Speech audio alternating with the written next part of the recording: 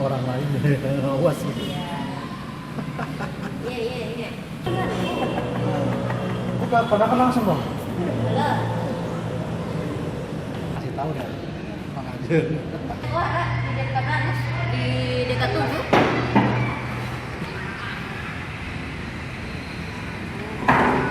Mestinya ada polisi.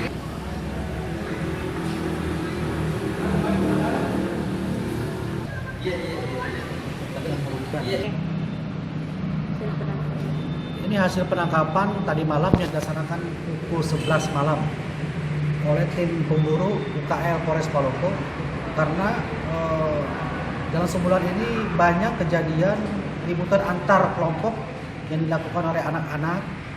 Untuk itu kami melaksanakan kegiatan penegakan hukum dan kegiatan preventif untuk antisipasi kejadian kembali ributan antar kelompok di anak-anak yang ada di Kota Palopo ini.